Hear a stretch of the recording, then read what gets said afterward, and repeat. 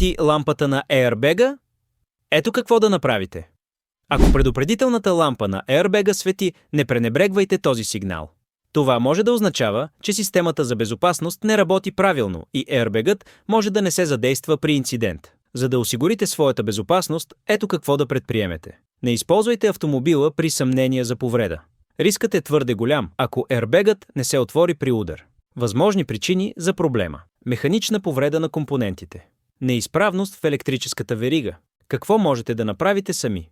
Извършете повторно сканиране на системата. Понякога грешката изчезва след рестарт. Проверете състоянието на акумулатора. Ако напрежението е ниско, заредете го или го сменете. Опитайте да изтриете кодовете за грешки. Важно! Всяка работа по системата на airbag-а трябва да се извършва при изключен акумулатор.